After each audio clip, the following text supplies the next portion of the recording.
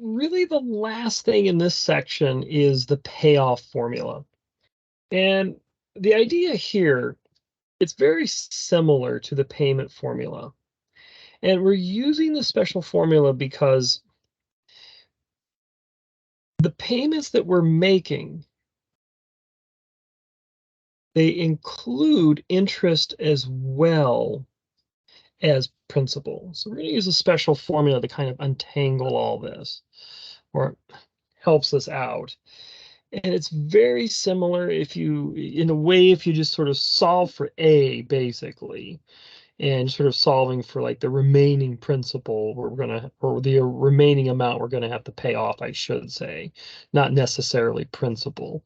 Well, what we're gonna be paying off. And then we have this U. So things are still the same for the most part. This is the interest. This is payments per year.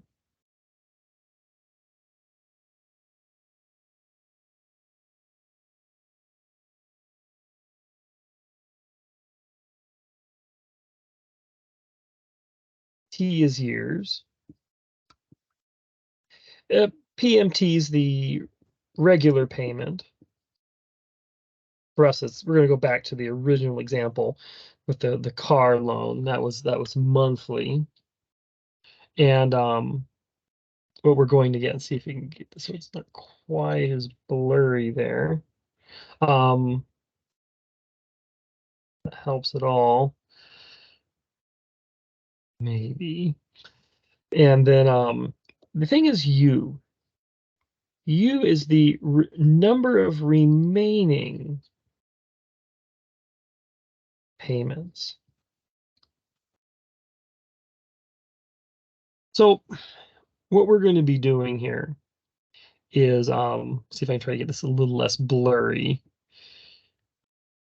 Okay, for some reason that works.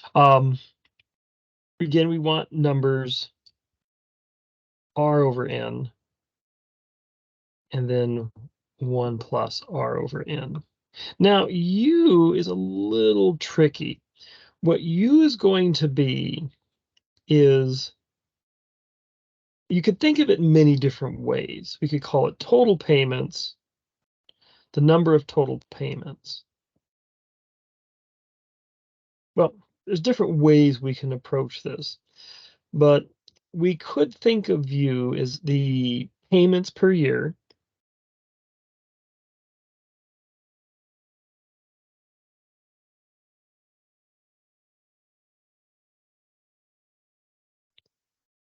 times the remaining, I have to abbreviate this, remaining years. So payments per year times the remaining years. So let's jump into this.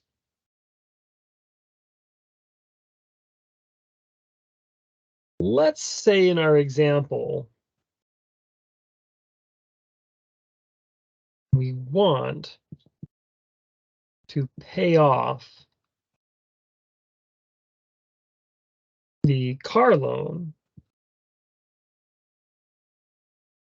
after 6 years.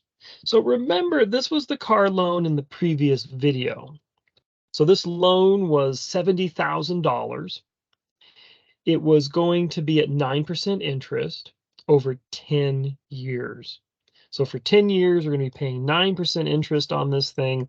And it's $70,000 that we're borrowing. And these are going to be monthly payments we're making, so 12 payments per year. So let's say we want to pay it off early.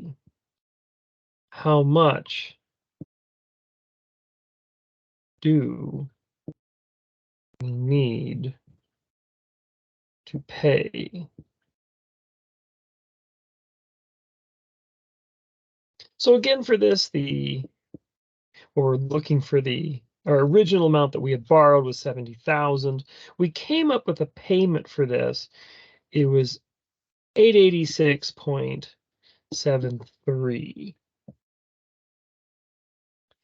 And with that amount, we're going to figure out what we're going to need to pay back. We want to finish this after 6 years. So what this will tell us is that our PMT 886.73. Let me just double check my numbers there. Yeah. The interest rate still 9%. That's what it was in the example.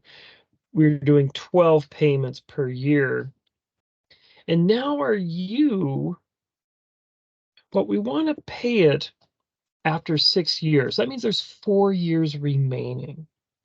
So the number of payments per year is 12. And if we're paying it after 6 years, that means there's 4 remaining. Because again, the life of the loan was 10 years. So that means 12 times 4 is 48. So again, this would be our N, and this would be years. Instead of T, it'd be years. Ooh, jumping off the board there.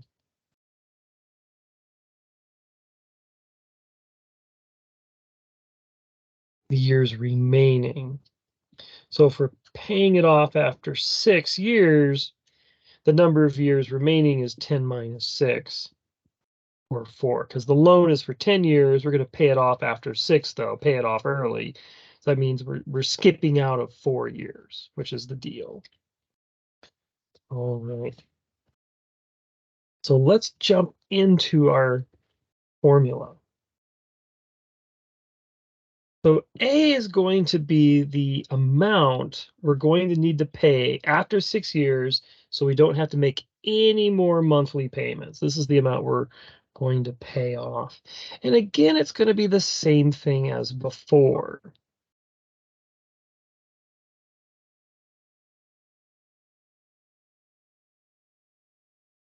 So again, we want R over N, and that was 0.09 over 12, 0.0075.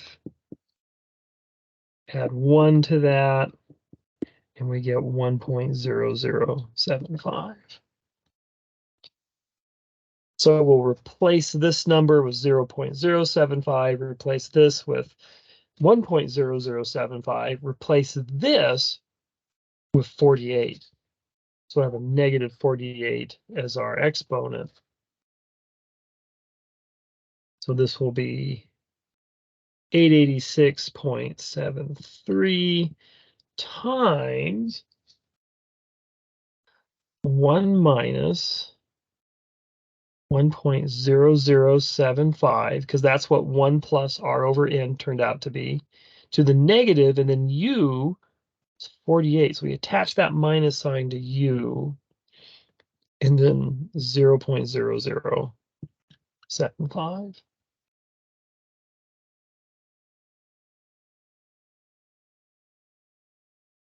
And again, we just want to be careful with our steps. We want to apply this exponent to that number.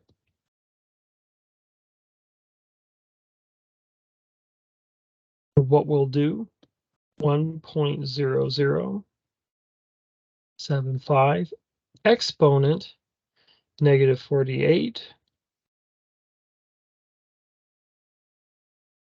We get 1 minus 0.6986, 14136. And again, you want to be careful with the decimals. Use as many as you can, but if you can recycle the same answer, that might be better. Yeah, that prevents round off error.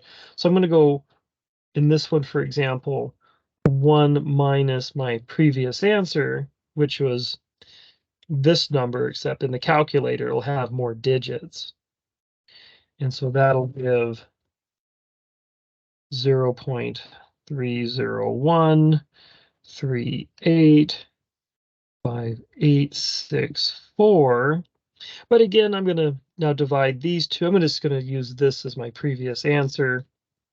So that number divided by 0.0075, and so that gives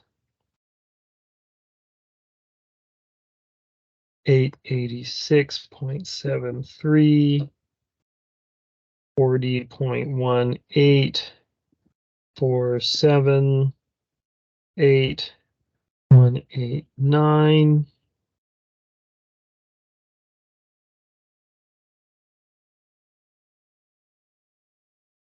And then finally, multiply that by 886.73. And so this is what we would need to pay back after 6 years so we can get out of the other 4.